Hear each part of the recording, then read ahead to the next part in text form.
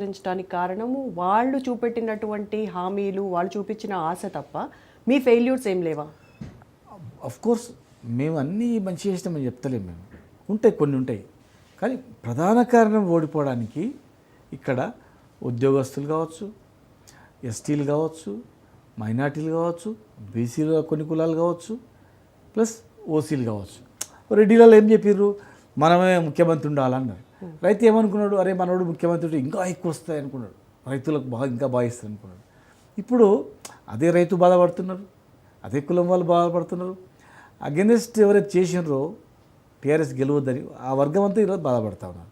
అంటే వాళ్ళు చేసినటువంటి హామీలు ఏదన్నా ఒకటి అమలైంది అనుకోండి, రాత్రికి అవుతుంది అన్నోళ్ళు కనీసం పొద్దుగాలనే కావాలి కదా, కనీసం నెక్స్ట్ మంత్ అనే కావాలి కదా.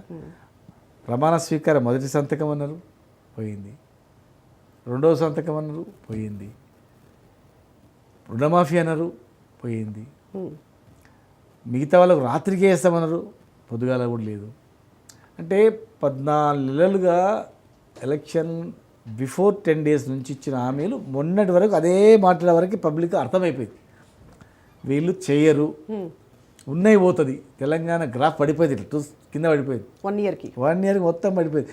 రైతులు ఆత్మహత్యలు చేసుకుంటున్నారు, గురుకులాల్లో విద్యార్థులు చనిపోతున్నారు, బిల్డర్స్ ఆత్మహత్యలు చేసుకుంటున్నారు.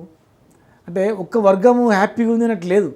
మీరేమో 1 yearకే కాంగ్రెస్ గ్రాఫ్ డ్రాస్టిక్గా పడిపోయిందని చెప్తున్నారు. 100%. కానీ మరి ఈరోజు నారాయణపేట జిల్లాలో సీఎం మాట్లాడుతూ 12 ఏళ్ల మోడీ పాలన, 10 ఏళ్ల బీఆర్ఎస్ పాలన, 12 నెలల నా పాలన అంటే కాంగ్రెస్ పాలన, వీటిపైన చర్చకు సిద్ధమా, రండి మాట్లాడదామని అంటున్నారు. వారు మాట్లాడాల్సిన అవసరం లేదు, మంత్రులను పోయి ఊర్లో పెట్టమని చెప్పండి. వారి మాట ప్రకారం ఉన్న మంత్రులు ఒక్కొక్క జిల్లాలో పోయి గ్రామాల్లోకి పోయి సమీక్ష పెట్టమని చెప్పండి, ప్రజలు పిలవమని చెప్పండి. లేదు, ఎమ్మెల్యేలు ఇదే అంశం మీద ఒక వారం రోజులు ప్రతి ఎమ్మెల్యే గ్రామాలకు పోయి ఇగో 14 నెలల్లో మేము ఏం చేసినాం, 15 నెలల్లో టీఆర్ఎస్ ఏం చేసింది, అంతకుముందు 70 సంవత్సరాలు ఏం జరిగింది, దాని మీదనే చర్చ పెట్టమనండి.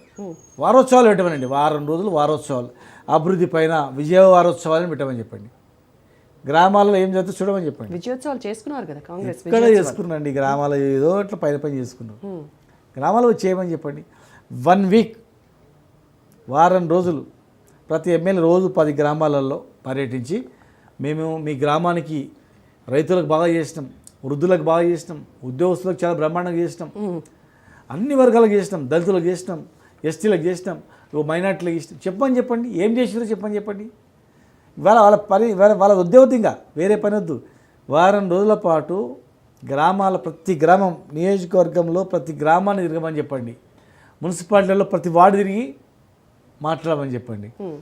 వాళ్ళలో ప్రజలలో బ్రహ్మాండం చేసినట్టు మాకు అంతకన్నా సంతోషం కాలే. మేము కూడా జై అని చెప్తాం, మేము కూడా జై కాంగ్రెస్ అని చెప్తాం. రేపు వచ్చే లోకల్ బాడీ ఎలక్షన్లో కాంగ్రెస్కి వేయండి అని చెప్తాం. మేమే చెప్తాం. రుణమాఫీ మంచిగా అయిపోయింది అని రైతులు చెప్తే, సాటిస్ఫాక్షన్ ఉన్నామని రైతులు చెప్తే, మహిళలు మేము చాలా హ్యాపీగా ఉన్నామని మహిళలు చెప్తే, పేద వర్గాల వాళ్ళు హ్యాపీగా ఉన్నామని చెప్తే, అన్ని కులవృత్తులు బాగా అయినామని చెప్తే మాకు అంతకన్నా ఏం కావాలి? ఇప్పుడు మీరు సోకాల్డ్ ఏ వర్గాలు అయితే చెప్పారో వాళ్ళందరూ బీఆర్ఎస్ పాలనలో వాళ్ళందరూ కూడా సాటిస్ఫైడ్గా ఉన్నారా? రైతులు కావచ్చు, మహిళలు కావచ్చు, యువత కావచ్చు, నిరుద్యోగులు కావచ్చు, వీళ్ళందరూ ఇప్పుడు అతి ఆశకు పోయినారు.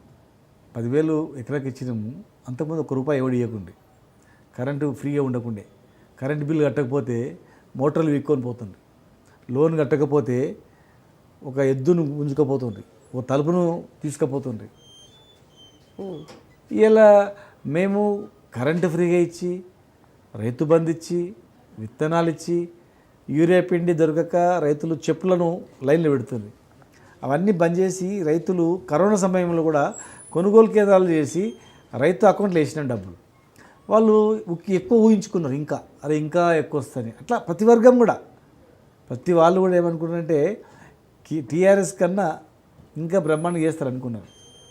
ఇవాళ ఏమేమి చెప్పండి. రైతు రుణమాఫీ అయిందని చెప్తారు కదా, ఏ ఒక్క గ్రామంలోనైనా ఈ రాష్ట్రంలో 100% మాకు రుణమాఫీ అయింది అని చెప్పిన గ్రామం ఒక్క గ్రామం చూపించమని చెప్పండి. ఒక గ్రామం. ఇప్పుడు ఆ హామీలన్నీ అమలు చేయకపోవడానికి ప్రధాన కారణము బీఆర్ఎస్ మిగులు బడ్జెట్తో ఏర్పాటైన ప్రత్యేక తెలంగాణ ఈరోజు అప్పుల కుప్పగా చేసి వెళ్ళిపోయారు. ఇక్కడ ఖజానా ఖాళీ అయింది, మేము ఏం పెట్టి ఏమి ఇచ్చి మేము ఈ హామీలు అమలు చేయాలి అని అడుగుతున్నారు. మరి నిజంగానే ఖాళీ చేసి వెళ్ళిపోయిందా బీఆర్ఎస్? మేము పెట్టుబడి పెట్టినాం,